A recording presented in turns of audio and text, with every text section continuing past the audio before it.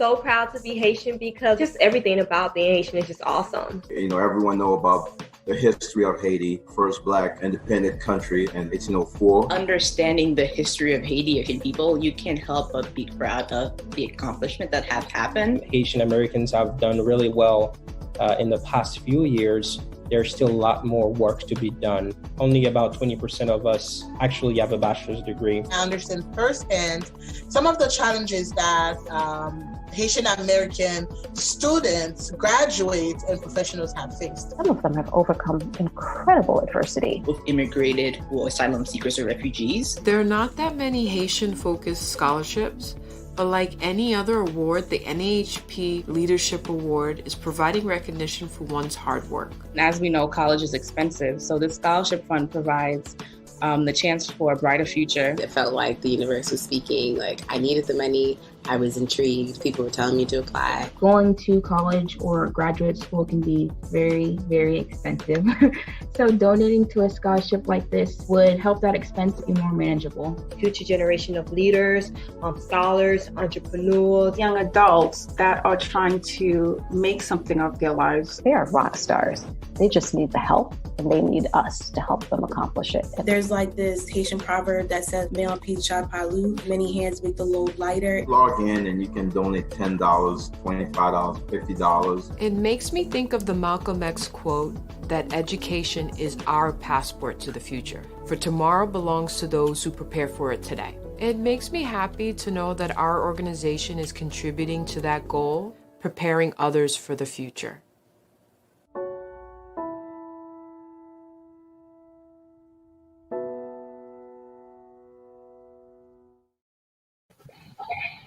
Greetings and welcome to College Planning with the National Alliance for the Advancement of Haitian Professionals. I'm Dr. Ketsia Sadler. I'm the founder of College Cafe, and I welcome you to our 7th installment in this lecture webinar series. First, I want to thank our partners, the NAAHP, and also Book It Right Accountancy and Shokarela. And so welcome everyone tonight. We are so excited. I'm excited to have two guests with me who are going to be talking about some amazing things, because we know we've got some seniors in the audience. It is crunch time for applications. So I'm going to get started with their introductions first. We have a returning guest, Mr. Calvin Conyers, who is the Chief Enrollment Officer at the Benjamin Franklin Institute of Technology. He has served as the Senior Associate Director of Admissions at Wheeler College and also in the Admissions Office at Mount Ida College. He received the People Making a Difference in Our Community Award by the National Urban League Incentives to Excel and Succeed. He received a Bachelor of Science in Business Administration and a Certificate in Leadership Studies from Mount Ida College and his MA in Communications with a focus in education from Grand Canyon University. Welcome, Mr. Conyers. And as our newest guest to this webinar college series, we have Dr. Deborah Manning, who is the Assistant Dean of Adjunct Administration for Bergen Community College. Her role is to ensure the administrative needs of approximately 600 plus adjuncts.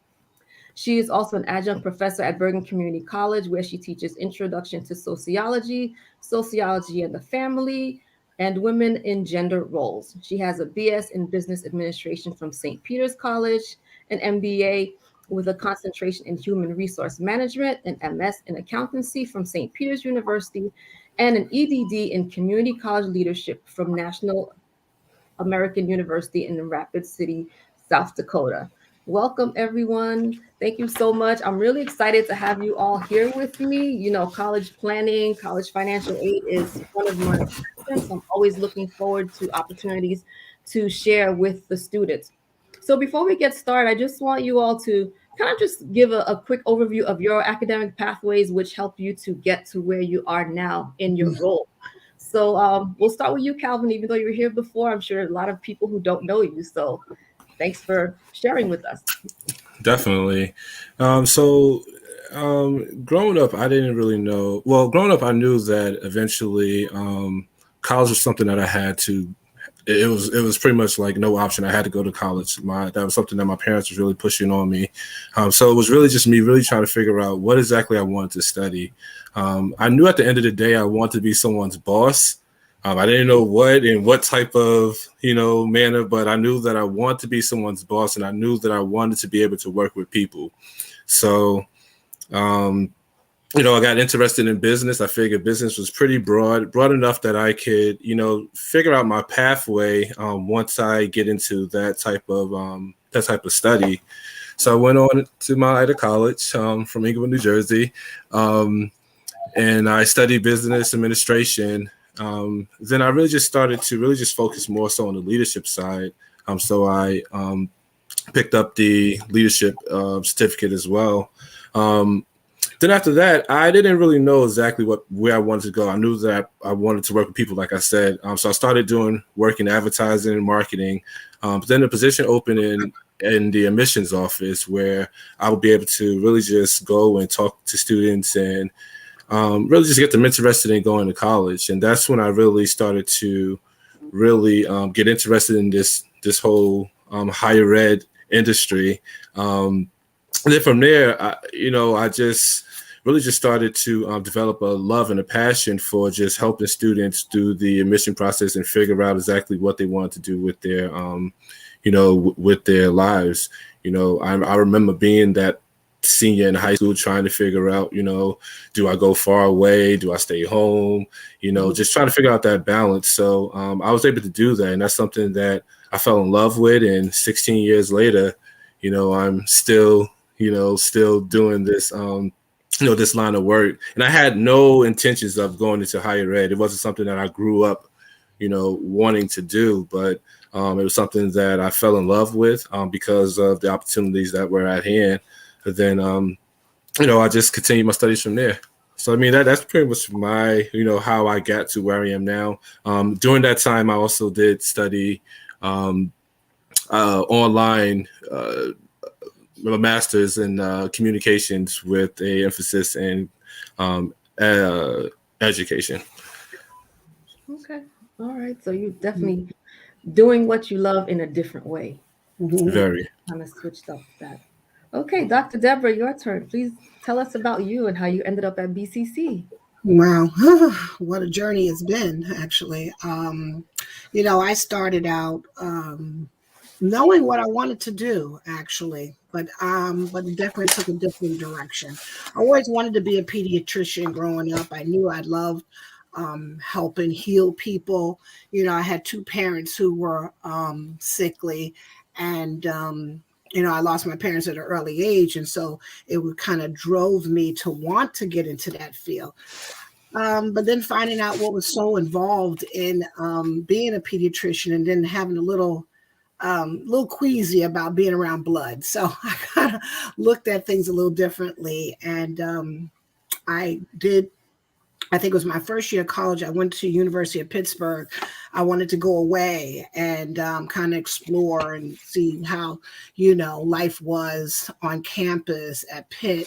And that was the year my dad passed away, and I wound up coming back home. And it was my first year of college, and so much had changed because I had already lost my mom at 8. So I had all these different emotions. What am I going to do next? Am I going to go back to Pitt, or am I going to transfer to a school, closer to home, which I wind up doing. And I've had so many different paths in terms of school. I wish I knew now. I wish I knew then what I know now, and somebody to help me along the way to kind of give me some direction and in schooling. But I went through a few different schools. Elizabeth Seton College in New York. I went to Fairleigh Dickinson College. I had credits at all these different schools, and never pursuing the original path of being a pediatrician, because I knew at that point that as much as I wanted to help people heal them, that I guess I just wasn't cut out for that. And so I went into human resources. I got an opportunity to work at a office as a human resource HRS manager, which was information systems. And so I loved that. I did that for several years, but it was so funny though. When I talk about helping people, I learned to also, I had this passion to teach as well.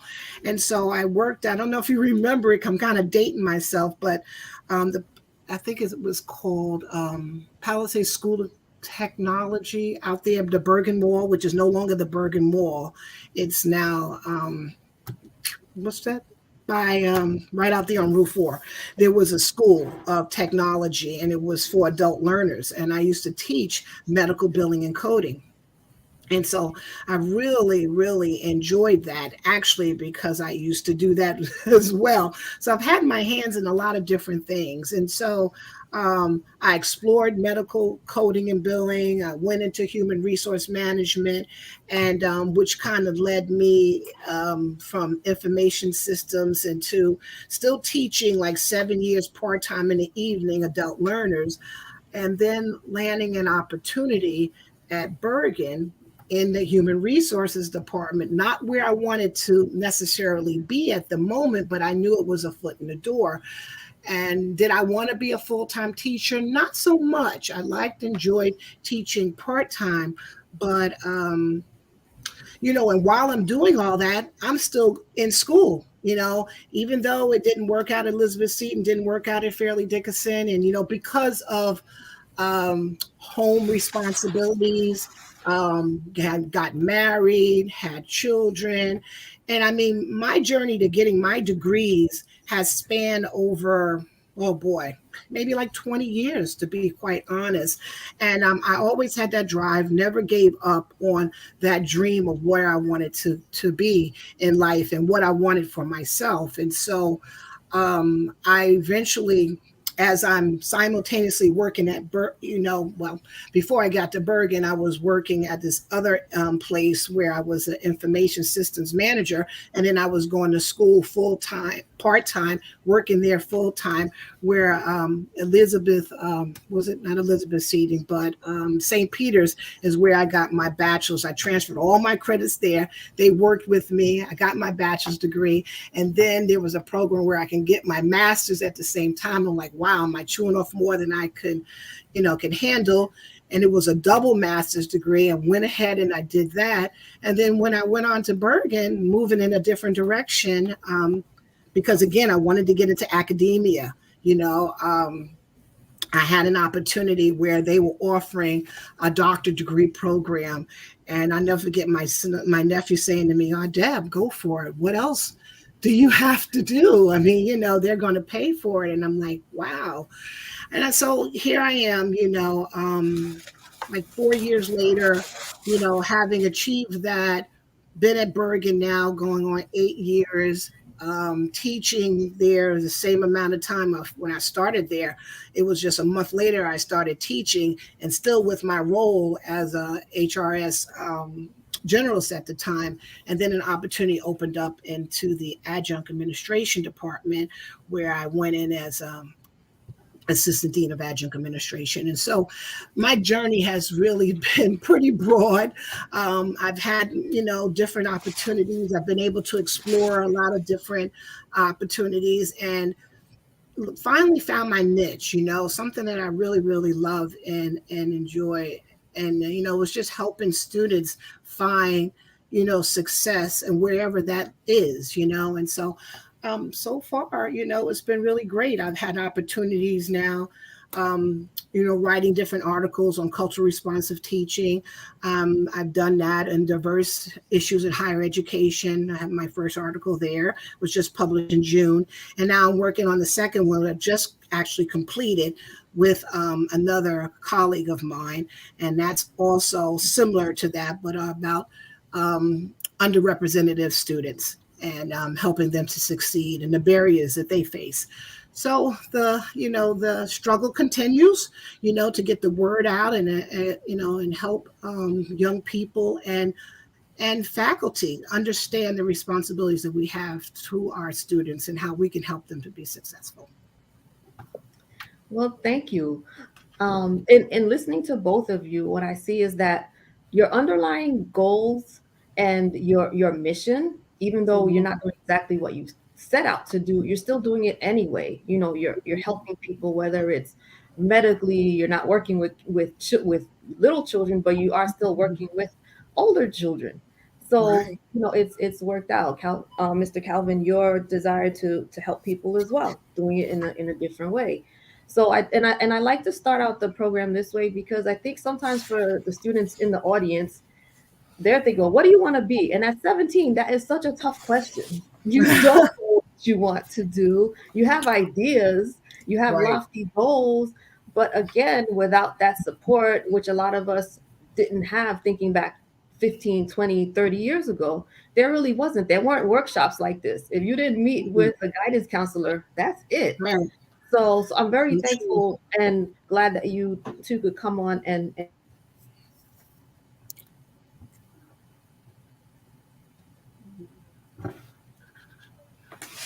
Froze up a little. Yeah.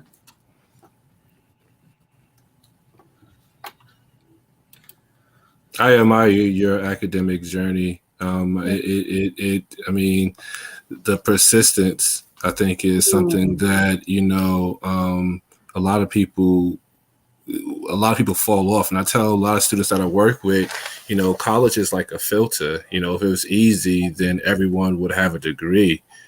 So what is it that you're going to do to make sure that, you don't fall within, you're not a statistic, or you don't fall within that filter that's out to, not have you get to where you want to be.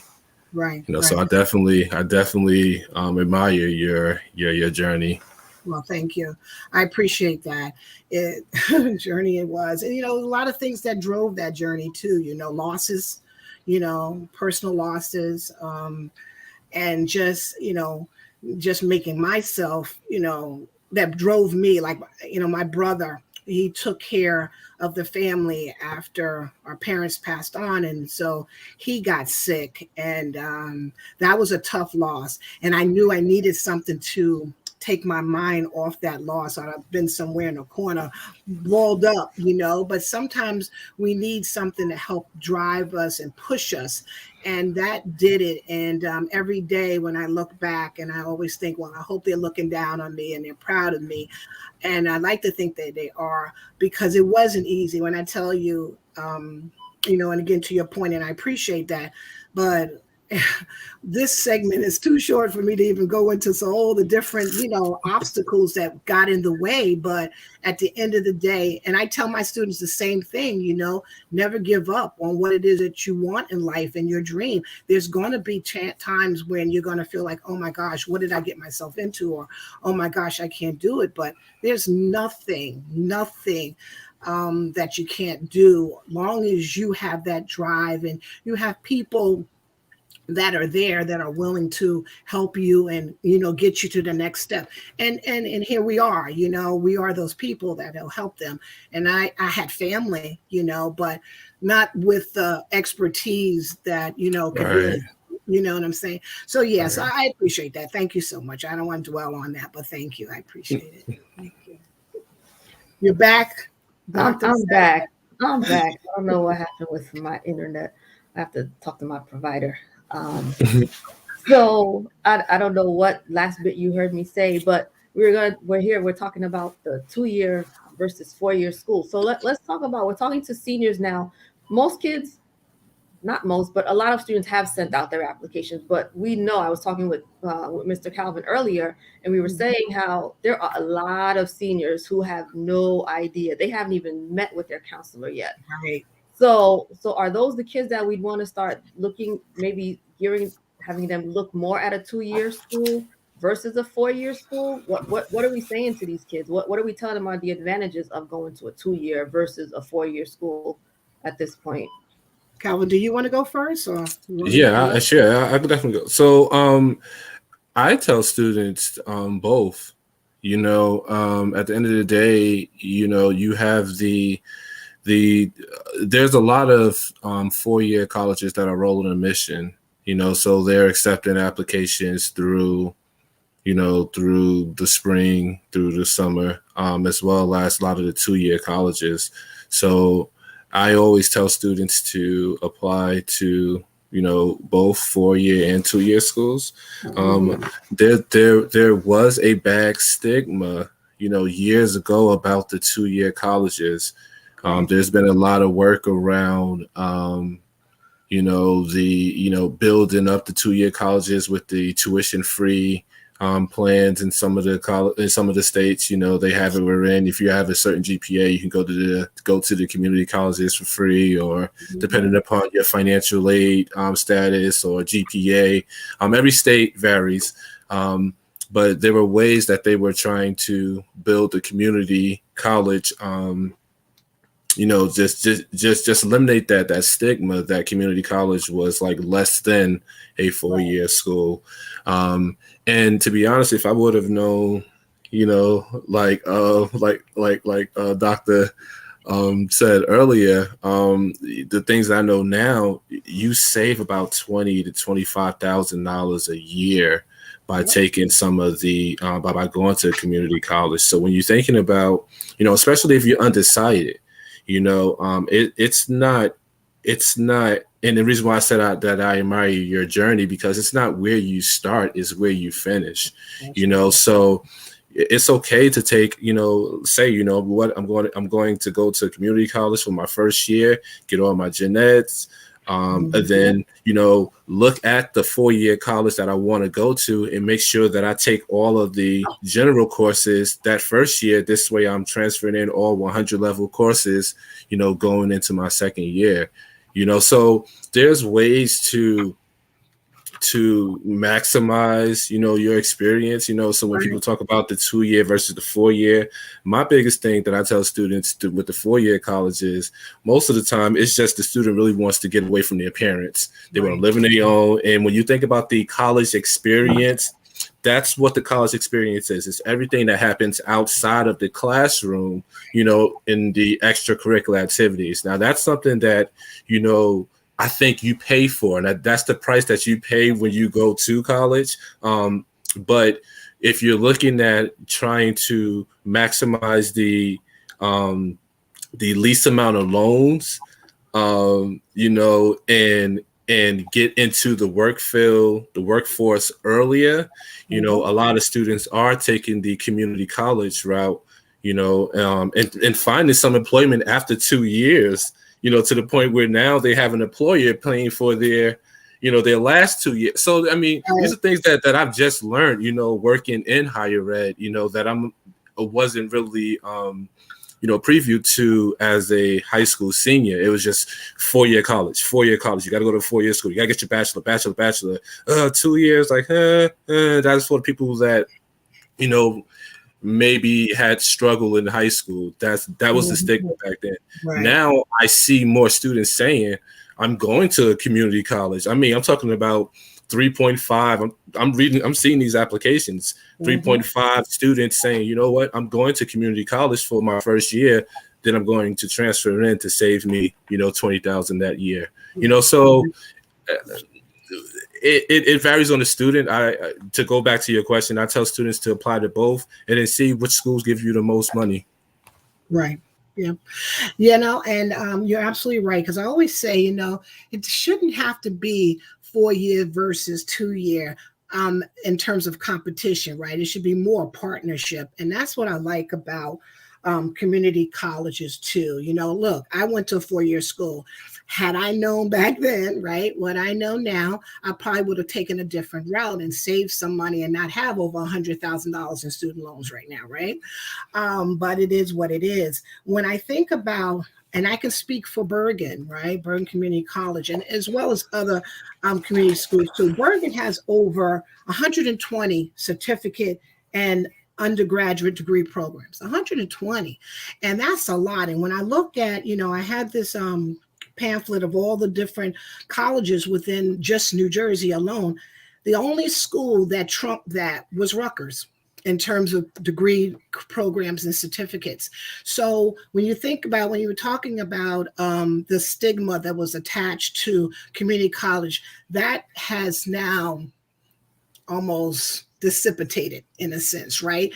It now, when I think about it, I walk through the halls of Bergen, I'm on the steering committee for the Diversity, Equity, Inclusion Council, right? And so as diverse as it is, I'm hoping that we become even more diverse, right? In a sense that I see more people of color there. And that's what we want to see, because quite frankly, other groups have figured it out. Asian Americans have figured it out. All different groups, cultural groups have figured it out. It's our young people haven't quite got there yet in terms of community colleges and understanding all the opportunities that it can get you there. So when we talk about the New Jersey Stars program, we talk about how you can obviously, depending on your GPA, get free education. All the various clubs that they have, the different opportunities, even the certificate programs. We have continuing ed for those that maybe don't want necessarily a degree program, but want to get into, I had this pamphlet I was looking at the other day, and I couldn't believe all the programs that we have. And so when I think about that, and I just read you a few of them: pharmacy technician, certified nursing assistant, plumbing, electric, elevator inspection, AutoCAD, and it goes on. What's the other one? Interior design, fashion design, welding, phlebotomist. The STEM program is amazing. They have apprenticeship programs as well. And the beauty of it too, when you mentioned about, you come to a community college and you think it's subpar, or it's not up to the standards possibly of a four-year school. It's so far from the truth. When I work with over 600 part-time faculty adjuncts, and when I tell you that the number of them that have doctorates is mind-blowing. Doctorates and master's degrees. So you can't teach unless you're at a master's level. But there are some certificate programs where you can teach with a bachelor's, but those are certificate programs, right? And then you have our full-time faculty, same thing, doctorate levels, faculty, as well as master level people. So we use the same books, same textbooks that four-year colleges uses for those first 2 years. And I always say to young people, I understand wanting to go away. I understand wanting to have a different experience on campus, being a part of maybe certain Greeks, and joining certain fraternities, sororities, things like that. But that first 2 years, the amount of tuition and fees and money that you pay, you're getting the same education, because again, you should be focusing on those general ed courses, right? Taking those same general ed courses you're taking 2 years at a four-year school, you can take at a 2-year school, right? And save half the amount of money, if not more, and then transfer. We have so many transfer programs. Transferring into Rutgers. We partnered with, I think it's called Stratford University just recently. And there's several others. That's the other one. That's William Patterson is another one. And there's about 4 or 5, if not more, colleges that we partnered with where all our credits are accepted, So there's a lot there. There's the opportunities are endless in terms of what you can achieve, and it just goes on and on. And so, if it's about, and I always say, again, focusing, money is obviously a criteria, right? That's a big deal. And so we all want, quality education and not have to, go in debt get it. And so this is definitely a start, especially for young people that maybe you don't know what you want to major in right now.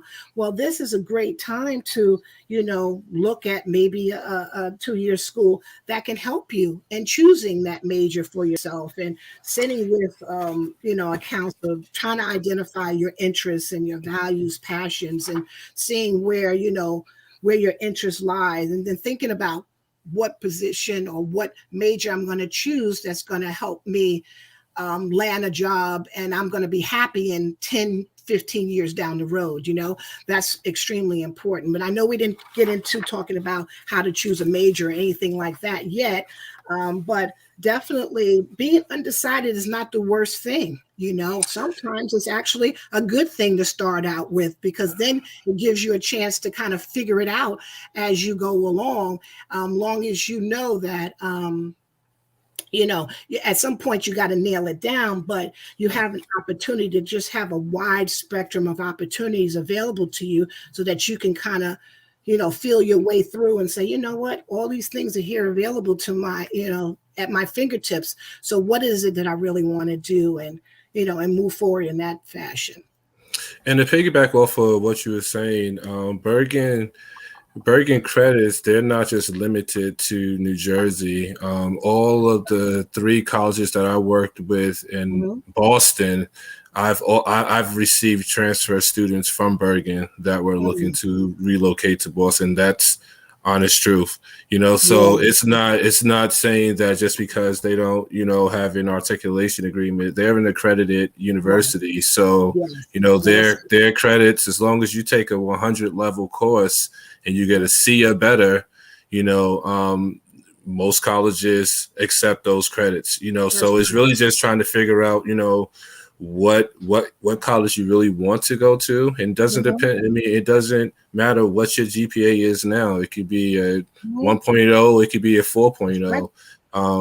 You know, having some of these community colleges as an option is something that can wind up saving you money on the you know, in the long run.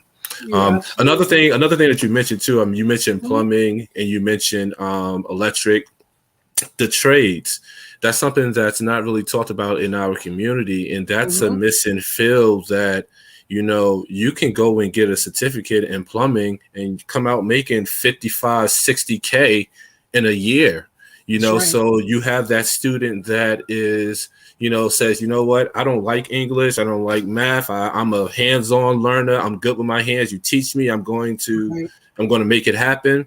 That student should go and look at a trade school, you know, trade and technology, because, you know, that seems like something that you may be good in, and you might as well go and pursue that. It sounds like Bergen has that opportunity. You know, we offer, I'm a trade, Benjamin Franklin Institute of Technology, where we have all trade, all STEM, all technical and trade fields. So when you think about a lot of the skilled positions, and that's a missing art that no one talks about, and there's a high demand. High demand. You know, we have an 83% career placement rate for our students in industry, with an average of 42K as a starting salary. Now, this is after 1 year. So this includes our 1-year certificates as well as our 2-year associate degrees, you know, and these are the same numbers that 4-year colleges are telling students, you know, come and get your bachelor degree and come out making 40K, you know. So when you start thinking about, you know, ways to be marketable, you know, and I study business, there's no knock to business, but there's 10,000 people graduating with a business degree every year, you know, or more, depending upon where you are. You know, how can you make yourself more marketable? You know, so looking in fields that not too many people are talking about, you know, so just really expanding your thought process on you know, some of the career options that are out there. A lot of it comes from just asking questions. You know, you see someone that's out there. I know that we're kind of going into like picking your major, the undecided, but we're kind of just flowing. You know, but a lot of that comes from like asking questions. You know, you see someone that's doing something that looks entertaining or looks like something that you could see yourself doing. You know, ask them, how did they get there? You think about electrical engineering.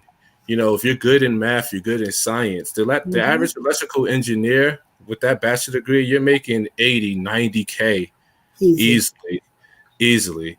You know, and what better way than to start at a 2-year college and build those credits, because you know what you have to take. So there's a lot of conversations that I would strongly encourage you to have, you know, and it starts with just asking questions. You know, there is no silly question. You know, there are people that are 45, 50, 60, 70 years old that still don't know what they want to do. So for you to be 15, 16, 17, 18 years old trying to figure out what you want to do with the rest of your life, that's fine. A third of the students in the country go into college undecided. A third. Yeah. You know, and then the percentages of students that change their major once they're there, I don't even want to scare you. Right. You know, Right. so it's fine. It's okay. You know, Yeah. but Exactly. a lot of that can be eliminated by you asking questions. You know, like, you know, oh, I like what she's doing. What is the name of your title? You know, how did you get there? You know, can I shadow? Yeah, exactly. And you're right. And you want to ask questions like, is it employable? You know, in other words, you know, I just wrote down some notes for myself.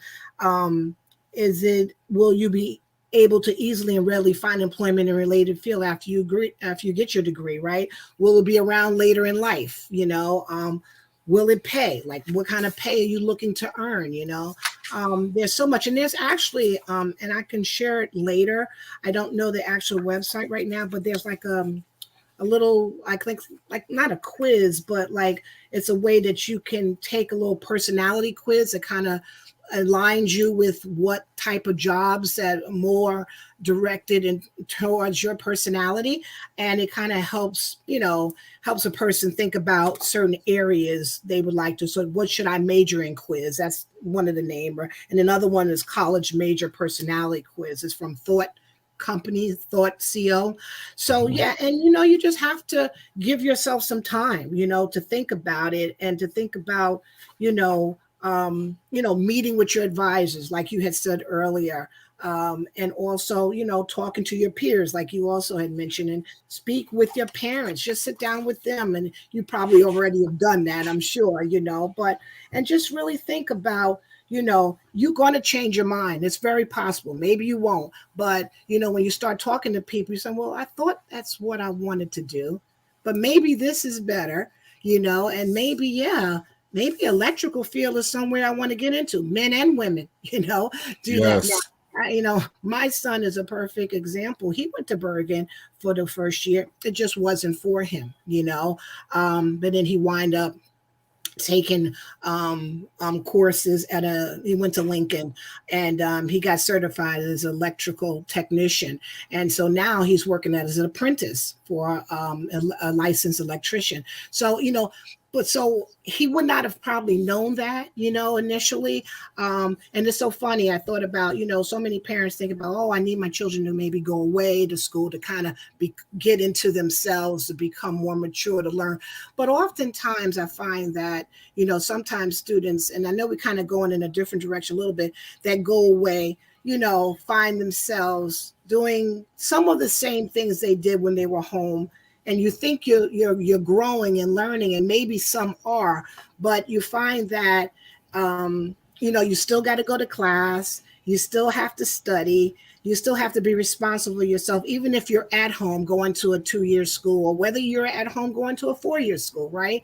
So, but it's the wonderful part about it is that after that 2 years at that college, you can go off to that 4-year school, and do all those things, but you've already got your associates at that point, right? You can actually leave there with an associate's degree and then transfer on to get your bachelor's. Bergen also has a program for high school into that they partner with. I forget the name, the high school, what town it is. I know they were doing it with Englewood at one point, because two of my niece and my nephew, my niece graduated in the first group that actually she started out and as a high school student her freshman year, and she graduated with her diploma, her high school diploma, and then 2 days later she graduated with her associates during simultaneously. So they have that program there as well. I know we're talking to seniors today, but if you know of anybody that, would fit into that, that's a wonderful program. Because can you imagine? I mean, there's no money spent for that. That's part of that program, getting in, what a savings in itself. And so, there's a lot. Let me piggyback off of that, not to cut you off. Take advantage of the dual enrollment. And that's exactly what Dr. Manny is talking about. You can still enroll in dual enrollment for next semester. So spring semester starts in January. If you're a high school junior, if you're a high school senior, this is a perfect opportunity for you to take a free math class, a free English class, and then graduate with 6 credits that you can transfer into any college that you want to go into. These and like I said, it's free. So let's say you struggle and you fail. At least now you know what it takes and what to expect. So the next time when you actually paying for it, you're already prepared for it. It's no surprise. And to be honest with you, it's not really that much of a major difference.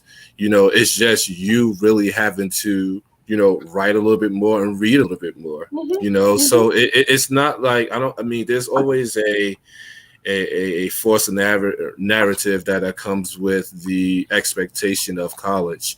It's not, well, to me, and I don't think that it's souped up to what everyone makes it seem. Once you start it, you're like, oh, and you start doing it, you adjust to it. It's just like high school. When you were in middle school and you were afraid of high school because, it was this big, mighty thing. You get there freshman year, you're like, it was just like 8th grade. I just have to do a little bit more homework, and every grade progressed just like that. It's the same transition except for you won't have all of the follow-up. So like the teachers won't be hounding you if you don't turn in your work. They're not calling your parents immediately if you miss class, so now it becomes a responsibility thing. How responsible are you? We all talk about how grown we are. We tell our parents we grown, leave us alone, things of that nature. This is the opportunity for you to do that. That college experience gives you the opportunity to show, how mature and how grown you are to own up to your responsibilities. You're absolutely right, because FERPA rules restrict parents from being able to do a lot of that. So there's no immediately calling. You can't even speak to parents on certain issues. So there's no phone calls at home. And, I have a couple of high school students in my sociology class that are doing the dual enrollment, and they get treated just like the rest of the students in the class. And as much as, and I've heard so many times, and sometimes, I like to think and hope that counselors are doing exactly what you're saying, Calvin, in terms of, is it okay to call you Calvin? Yeah, definitely. And call me Debbie, okay?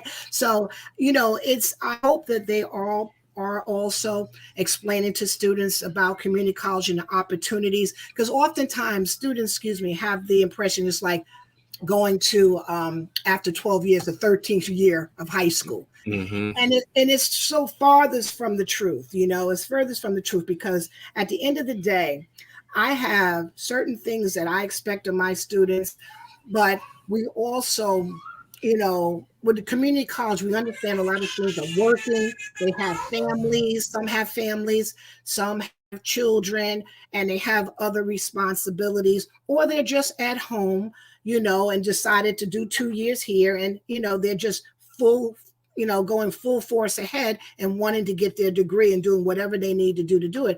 But at the end of the day, the responsibility is the same regardless, because when I look at my students, I say to them, high school is over now. You're here in a college setting. The expectations are one that you're now being held accountable for. Now, of course, I work with them and I talk to my adjuncts, the part-time faculty, and I say the same thing, especially during COVID. We have to do whatever we can to help our students be successful and to help them along the way, and so if it means a particular quiz or assignment might have been a little late because they're taking care of a parent or something like that, we try to work with them. But at the end of the day, it's not 13 years of school, the 13th year of school. It is definitely an atmosphere where you are an adult and you're coming in there now knowing what it is that, or trying to figure out where it is you want to go. And we're there to help you get there, and I try to stress that with them, that I have giving my number out to students even when they leave, because of different resources of people I know and connections, and try to help them along the way, even in their own career development. And so that if there's something I can do, how many letters have I written? I'm sure you have written as well, to get into their next phase in life, whether it's, a job reference, or whether it's, another school that they're looking to transfer to. So, I think it's the community. When they say community college, it truly is a community where people really do, you care. And I'm not suggesting that four-year colleges don't, but because the size and because of, the emphasis that we put on community, we want all students to know that we are here to help you to succeed and to get to the next step. And in their professional and personal growth is what we try to build on and provide those educational opportunities for. Yeah, so a few things that you both said, I kind of want to relate to. When I went to nursing school at Holy Name, I had the opportunity to take sociology at Bergen. I did my high school year, lived in Jersey City, and people talk about, Hudson Community. But then I had the opportunity to go to Bergen. I'm like, oh my gosh. And I talk to people now who work at Hudson Community, and they talk about the opportunities there. And then through College Cafe, even though it's called college, over the years, as I've been doing the workshops, I'm talking about the students who may want to go to trade school, because you're going to have to pay for that. And I say that the doctors, lawyers, engineers are going to need a mechanic, a plumber, and a hairdresser. So if you're better with your hands, then maybe a trade school is where you need to go and where you need to start. I always say, though, definitely take some business courses, because you eventually may want to be your own boss. Absolutely. So the point is, where are you starting and where are you going to finish? Like Calvin said. And then when we're talking about the kids who aren't prepared to go off to college, I always encourage families as well. During high school, that's your time to explore and do summer programs when they're available. I know Bergen has some of them, and I know they have a transition program for students coming out of high school going into college. If you haven't, so you're able to get that experience before you even start classes officially in the fall. So lots of opportunities there. And we kind of touched on deciding on a major, going undecided. So you've already made it clear that it's okay to be undecided, and Absolutely. It's okay to switch your major. Any other tips or information to help guide students? Like I said, we've got seniors who are probably listening. So how do they figure out, okay, what do I want to major in? Well, I would say if they can, sit down and really think about what it is that they would be happy doing. I don't know. Do you, like when I talked about healing people, right? I wanted to be a doctor, but found that I was just too squeamish, right? When it came to being around, cutting up and blood, and not that and at that time didn't mean I had to be a surgeon. I could have just been a regular doctor where I didn't have to be around blood, but I think you have to take biology courses and you have to do those type of things, right? But I think it's just real important when you want to try to select a major, you just really have to identify your interests and what your passion is and your abilities too. You need to know, some people know what it is, they're very good at early on. Some still have to think about, what it is that what it is I enjoy. Some people pick majors based on values that they have. It's interesting. Not just values, their interests, their passion. And like I said earlier, where do you see yourself years from now doing? You have to be happy in what it is you want to do. And again, you may not, hit it out the park. I didn't. I had to stumble along the way and kind of figure it out. Thankfully, I was able to find my way. I think everyone finds their way eventually, but I would caution anyone, especially when you're signing up for these classes, if you're undecided, don't start, enrolling in courses that go towards a particular major, because at the end of the day, if you find that's not direction you're going in, that's just money spent that is not going to help you, achieve that, the next major you really truly want to get into. I find so many students, may sign up for, they may want to be, let's see, you said sociology. And so those are people that generally want to get into, what's that major where you are? Psych, human services, social worker. Social worker, thank you. So I get a lot of students that, to want to get into social work and things like that. And then turns out, a year they decide they change their mind. And so now you got all these courses that you've taken and, now you've paid for them, but now you got to look a different, go a different route, because that's not what you want to do anymore, So take those general ed courses, get those out the way, because then hopefully by then you will figure it out or have a good idea of where you want to go. And I think you said earlier, Calvin, about business administration, you can never go wrong.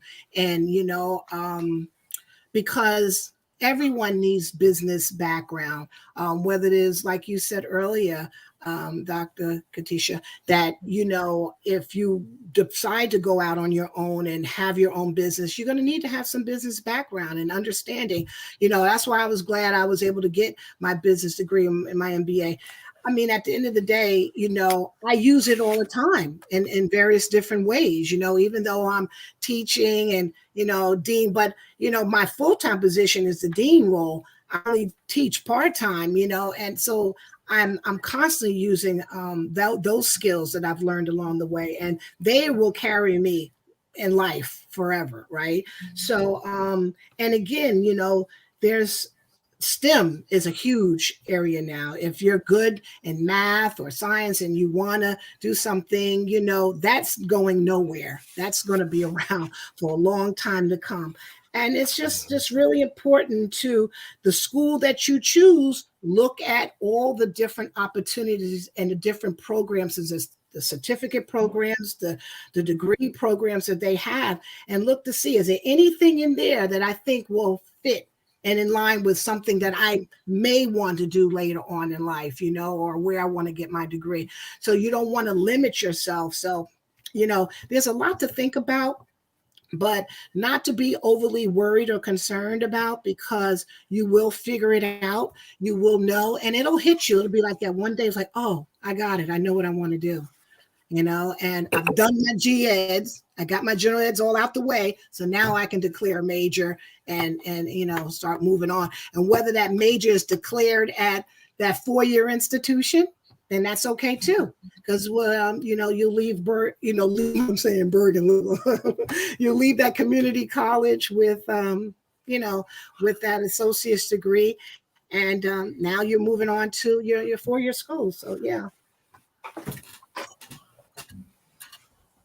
So that's what I wanted to share about that. And then, again, meet with your advisors. Definitely sit down with them and make time, and career advisors too. You have your academic advisors, and you have career advisors too. And then they can also kind of help you maybe, pick your brain about things you like and want to do, or just share different ideas with you.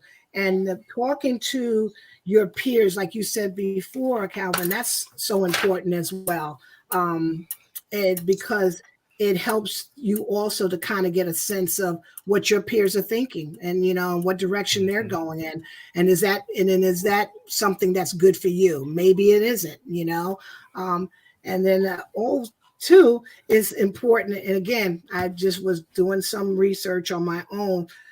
Look for disadvantages before choosing a major as well. And some of them, they said, determine how likely you'll be to switch majors. That's important. If you switch, how rigid are the prerequisites in doing so? So if your first choice is something in medicine, just like I was saying, but you're inkling that you might want to change to financial management later down the line, it says the electives and core classes will probably be completely different. So that's really important. You want to be careful with that. So I want to add on to that. So I know we talk about like gen eds, and people are like, well, okay, yeah, well, what is that? Well, what classes should I be taking?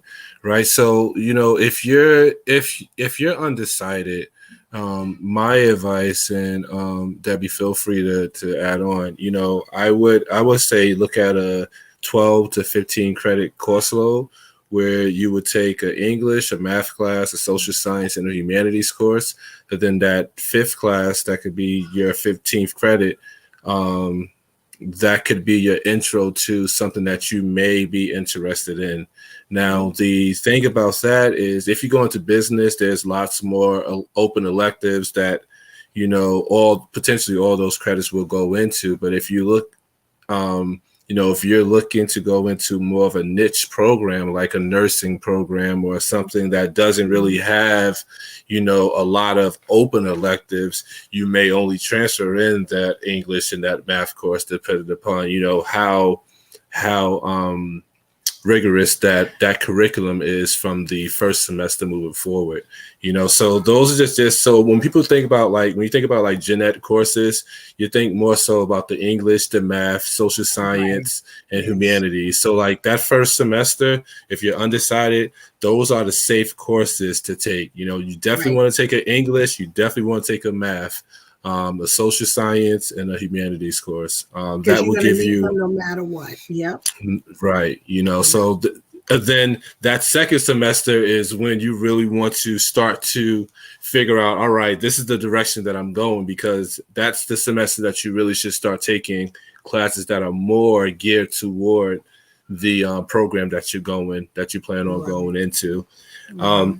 So we talked a lot about the 2-year experience. I want to transition a little bit and talk about, some of the students that may already have their mind set on the 4-year. You've already got accepted to the 4-year school, and now you're figuring out, all right, how do I make myself marketable? What should I expect there, right? So one of the biggest things that I tell people, when you're stepping onto that 4-year institution, by your sophomore year, you want to find somewhere that you can volunteer that's in your field, right? So if I'm in business, I'm studying business, I want to volunteer at a marketing agency for 1 or 2 hours a week, and you want to start that your sophomore year. This is my secret to success.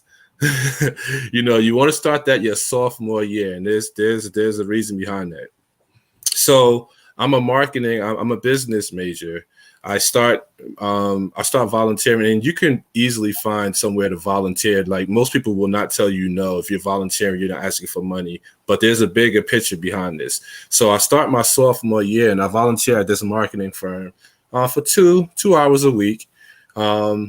They like me. They bring me back my junior year. They like me. Bring me back my senior year.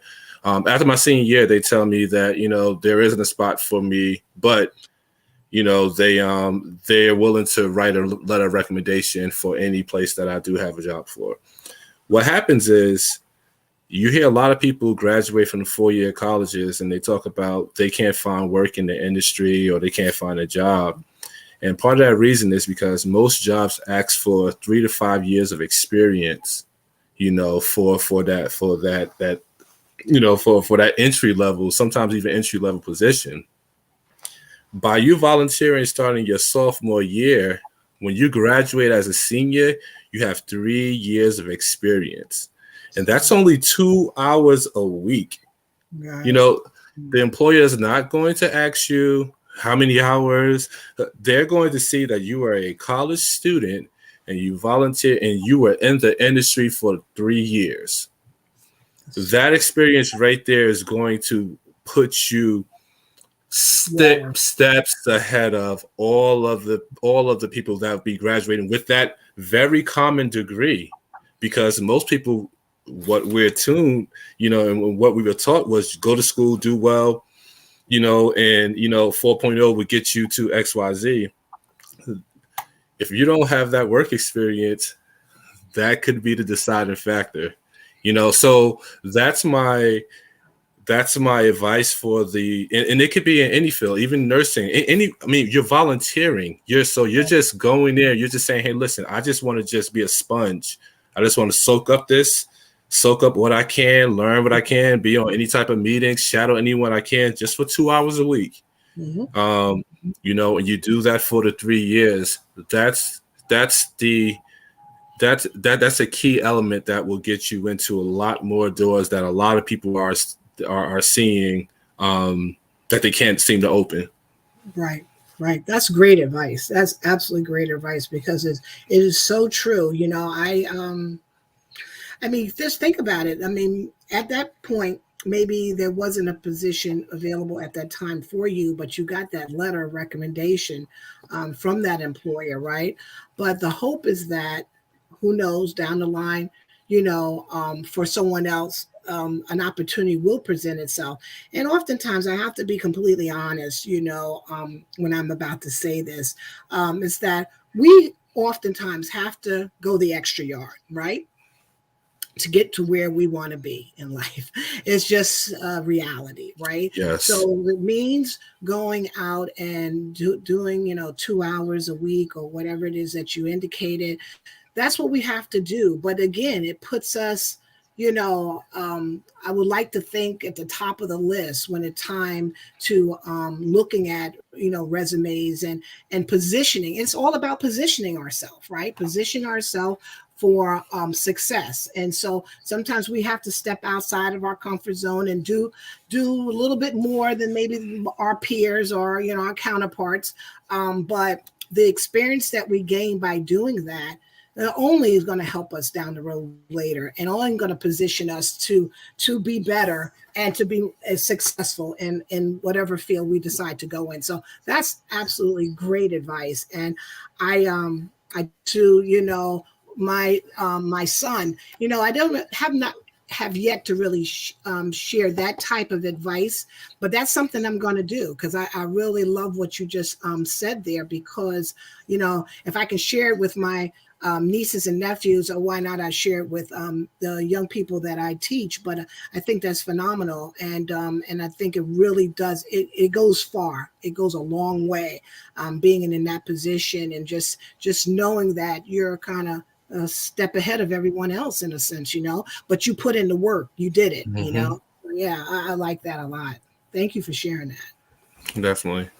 Yeah, no, I like that too, because definitely a lot of times our students are thinking money and dollars, right? But you can't put a price on that volunteer or that non-paying internship volunteer hours, because it will translate into a job or an opportunity that you weren't thinking about. Yeah. And the employers are looking for students who have had experience besides the classwork. They don't just want to see that you're a straight 4.0 and haven't done anything. Right. It doesn't show much time management. And like you said, they're not really asking how many hours you're doing. They just see that my last 3 years of school, I was working at blah, blah, blah company, and I still managed to maintain a 3.7 GPA everything I needed to do. Right. So I think that is like awesome advice for the students who are listening on the call, because it's really, really important. So I wanted to ask a quick question, because you both are working at two different type of institutions. Dr. Manning, yours is a freestanding 2-year school, and then Mr. Calvin, yours is, you've got a associate's program within a 4 years institution. So you find that students make the transitions easier being at that type of school environment, or does it not matter? Yeah, we're really a 2-year trade and technology school, and we offer like 3 bachelor degree programs. One being electrical engineering, which is our full-fledged bachelor degree program. And then we have health information technology, which is a 2+2 program that we have, as well as automotive management. But all of our other programs are associate degree programs. And then we offer a certificate program. So like HVAC, practical electricity for people that want to be an electrician, automotive. But something that I like about Benjamin Franklin is we have this stackable approach now. So, students are able to come in and do a certificate then stack that certificate into an associate degree. So any student that's interested in any of our computer information technology programs, that first year is all trade and technical courses, wherein they will have a certificate in either web and multimedia, software development, or network and system support. And then that second year, they can either, they can see what type of job opportunities are offered within that certificate after the first year, or they can come back that second year, take a few more classes, and then have their add all those credits to get their associate degree in computer information technology. So that's the approach we have, and we also have it with our electrical engineering, being that we know that that's a very rigorous math and science type of program. We have a stackable approach where students can start that first year and receive a certificate in electronics technology, transfer that certificate into our mechatronics associate degree, transfer those credits into our bachelor degree program. And the good thing I like about that is we all know people that have college credits with no degrees. Right. So this allows us, even if a student started out in an associate degree and they started struggling, we can say, hey, you know what? Based upon your credits, you can finish up this year and you will at least have your certificate. So it gives them an opportunity to leave with something instead of, coming in and, accumulating all these credits, debt, and then leaving with nothing. So that's a new approach, and I'm quite sure that that's something that we'll start to see, around the country, because there's a lot of work and a lot of talk about providing students with the opportunity that Debbie said earlier, with students graduating high school with certificates or with an associate degree. So that's something that we will see. I want to say within the next 5 years, we will see a lot of more schools, colleges, high schools really coming together to figure out what that senior year for that high school student looks like. Do they get fully released to the college where they take the college credits and those credits count toward their high school requirements and also meet their college requirements? That's something that we offer at Benjamin Franklin called our ASAP program, where students are graduating their senior year as a sophomore at Benjamin Franklin. So you got a whole year for free. Now you only have, while your friends are going into their freshman year, you're going into your sophomore year, and then you'll have your associate degree at the end of that first year. So that's something that, and like I said, that goes back to the whole dual enrollment model. When you talk about taking classes while you're in high school, definitely something I encourage people to take advantage of. It's free. You have nothing to lose. That's right. Everything to gain. No, I definitely talk about your niece, Dr. Deborah, because I know her. She's one of my former students. And I talk about that, financially, yes, you finish high school with an associate, so you're almost halfway to a bachelor's degree if that's your choice, or you just finish right there and you're in the working world. And if you want to go back to school, you have that option. But it opens up so many more doors for you. Yeah, and it was such a proud moment to be on the stage with her. And when she got her associate's degree, when she had just got her diploma, and to hug her and take a picture with her, because I was there with the VP of Academic Affairs handing out degrees, and it was just to be able to give her hers. It was just amazing, and the opportunities are just endless. Now she's at Hampton and she's very happy there, but she went there and her into it as a junior. And so she's almost done. So it's just really, it's a wonderful program. And I think how you were mentioning, we have that same or similar program that you spoke of, our continuing ed group, ed department, have where you could take a certificate program and transfer it into the academic side of it. And so, those are the opportunities that are so important to give to students the flexibility, of being able to choose and choose freely and know that it's endless of all the different opportunities. And that's what a lot, like you said, a lot of colleges, if they're not doing it now, they will be doing it shortly, because that is the path for success for students. Most definitely. We have an amazing nursing program as well. And so again, for all that, community college, four-year institutions that offer, it's just so important to research the school that you're going to, research that school, see all the different opportunity and offerings that they offer to their students, and go from there.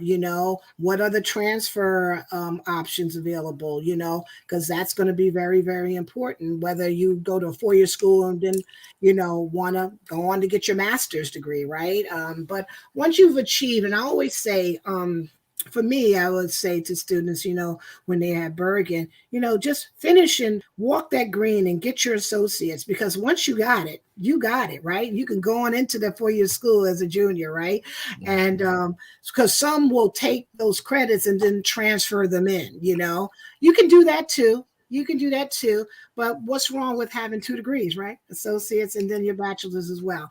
And I just think because once you have that degree, then you can always, that goes on your resume, and it's just and it shows your path as you go along. It just kind of speaks to who you are and what you've achieved throughout your journey, and whether it's transfer or just getting that degree, I think it's all relative in a sense.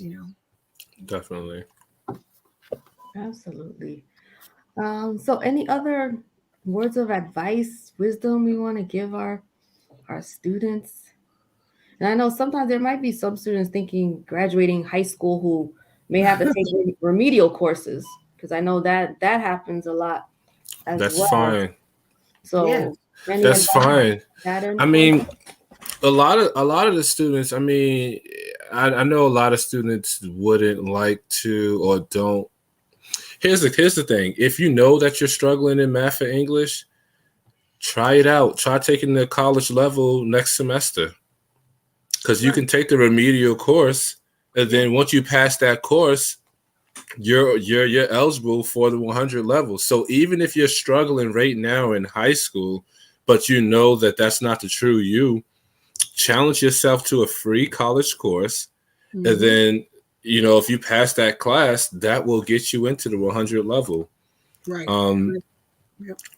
That would be. I encourage everyone to take advantage of the free courses, while you're a high school student, because that's the only way that you can really gauge whether or not gauge really where you are. It may be you're fatigued at your high school.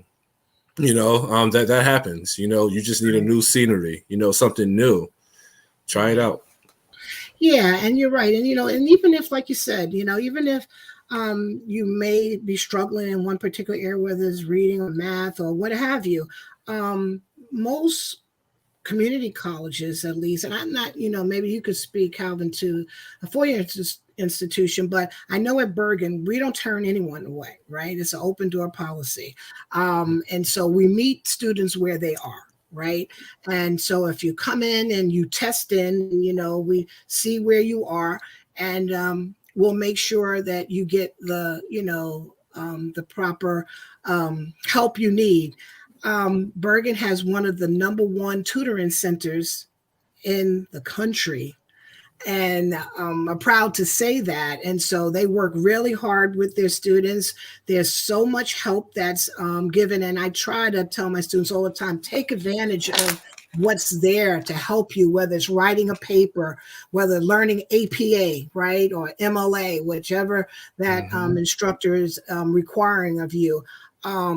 Whether it's math, they have phenomenal instructors. And so don't be discouraged or think that, I might not be exactly where I want to be. That's okay. You'll get there to where you need to be.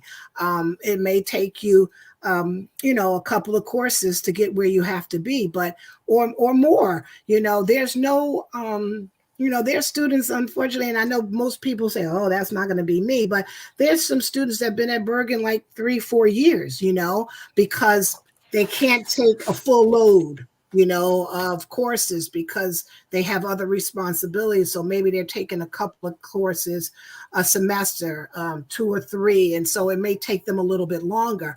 But you said something earlier, Calvin, it's not where you start, it's where you end, right? And so long as you get that degree, don't be discouraged by anything. Everyone's path is different. Everyone's timeline is different, and so you can't compare yourself to, a friend or someone else.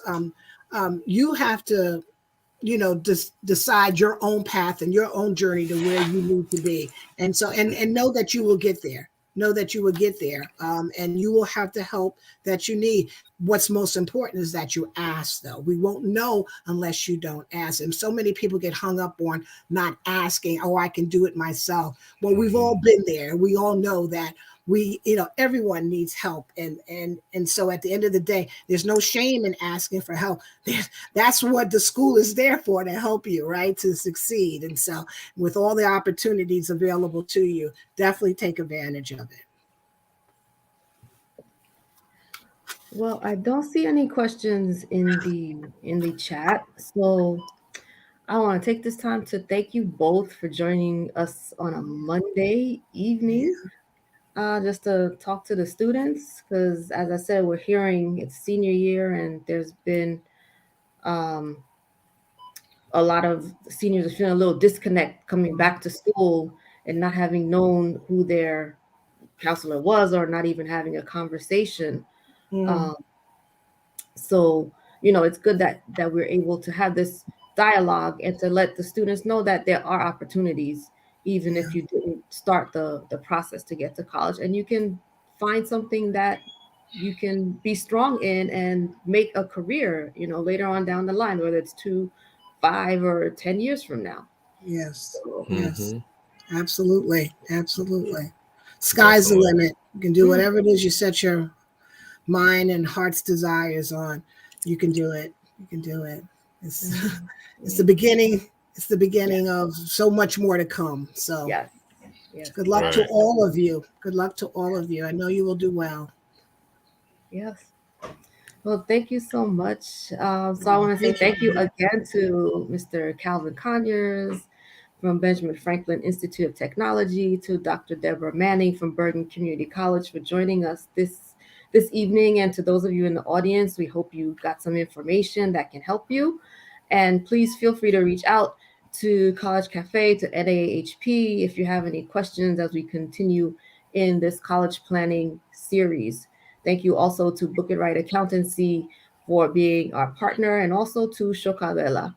And so on that note, we're going to say good night, be well, stay safe, happy Thanksgiving, don't eat too much, and we'll see you all. Take care. Yes, Bye-bye. thanks for having me. Thank you. Bye-bye. Bye-bye. Nice to meet you.